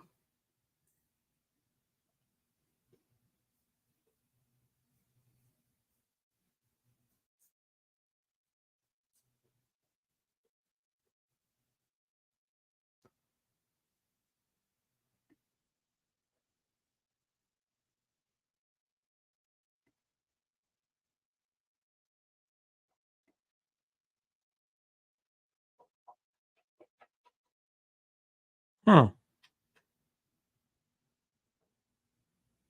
Interesting. Yeah, but now it's different.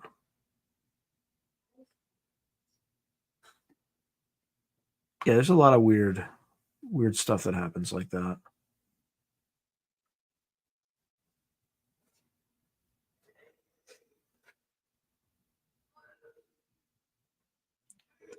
Oh, by the way, I'm not gonna. I'll try to restrain myself. I'll be very very limited on this particular topic. And I don't watch TikTok, but I see the effects of TikTok on Twitter.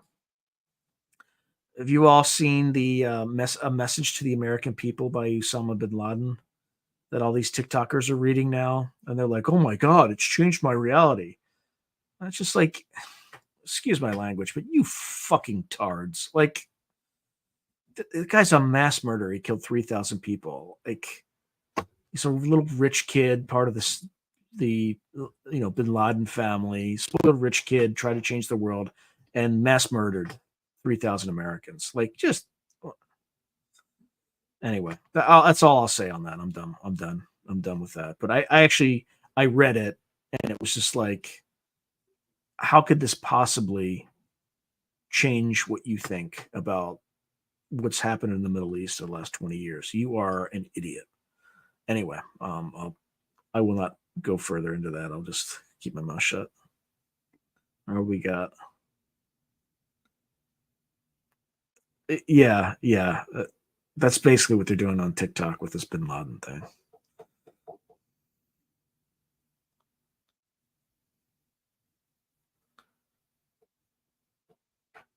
I mean, have you considered one would have been a Catholic book and or version of the Bible, and the other one's King James version?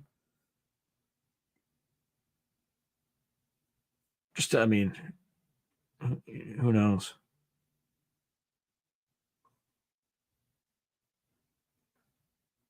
That's some. I have not seen that, but that's some freaky stuff. That's like some Revelation stuff. Like that, literally stuff like that is in the Book of Revelation. That's some scary stuff.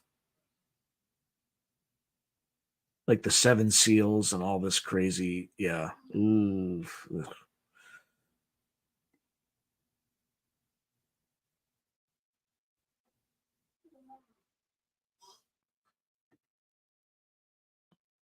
Mm. Okay, that makes more sense then.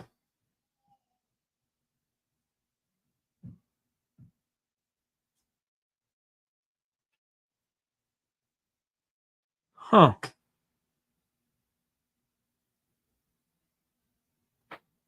Interesting. Be curious to see what's in that book. Anyway, like the Daily Mail had it. I think it was the Guardian had the thing on had that Bin Laden thing on their website, and they took it down. It's just like you're just feeding conspiracy theories when you do that. Just let the people read it. The guy's like the biggest mass murderer in American history. Like he's an idiot. Like he deserved. Like let people read his insanity because it led to what he did.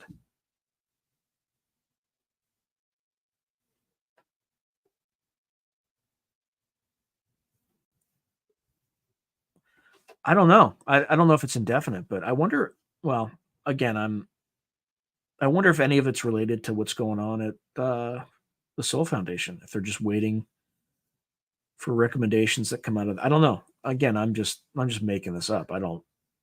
That would be really cool if true, but it doesn't mean it's true. It's just speculation on my part. Because what I'm wondering is like, why did they say yes to me? Right? And it's not. I didn't talk about this podcast. I didn't put like the rationale behind the podcast. I put more of my national security background, um, and then also kind of just professional background stuff. I didn't go too much into it, but I didn't mention this podcast at all.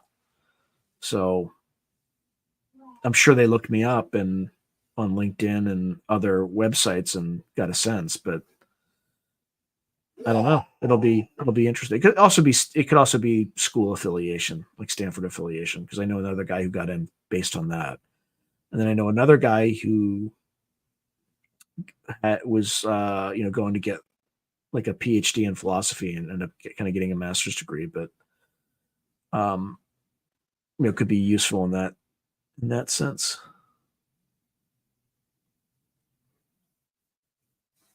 Huh. Interesting.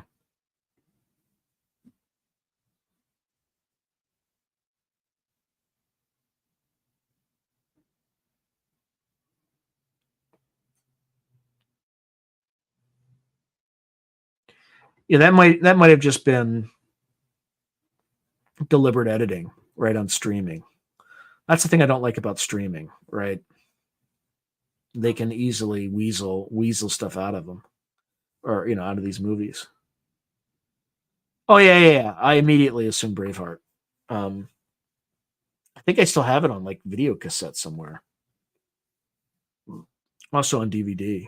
So that's a scary thing about streaming. They can erase history now.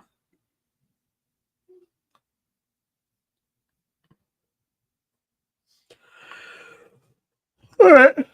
Oh, I'm getting tired. But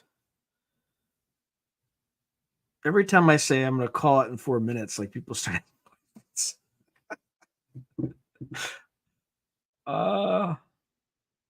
Let's see. How long have we been on? All right, maybe I'll give it another minute. Right. In about 25 seconds, it'll be exactly 2 hours. So I think that's probably a good thing. So I'll just give it a minute. All right. Going once, going twice. All right. Thank you, everybody, for spending time with my dumbass here. I appreciate you and thank you for encouraging me. It's definitely a lot of work, and I'm working hard. So maybe later this week is the boost I need. So yeah, yeah. Good meeting you, Mr. Gray 9 Owl. Um, like I said, I like the owl motif. I'm like a big fan of owls. So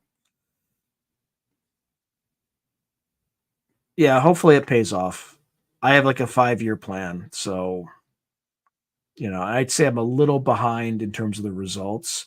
I'm like way ahead in terms of the productivity. Like I have way more videos than I probably 1.5 times the videos that I thought I'd make by this point.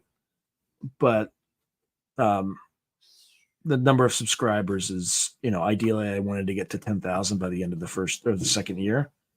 And I am like woefully short of that. But again, I can control what I can control. And like, that's something that I can't. And thank you, Brian, for, supporting me since like literally since the beginning. So, all right. Thank you all. You all have a good night. Have a fantastic week. And I'll see you in December. I'll do another one of these in December like I always do. So thank you again.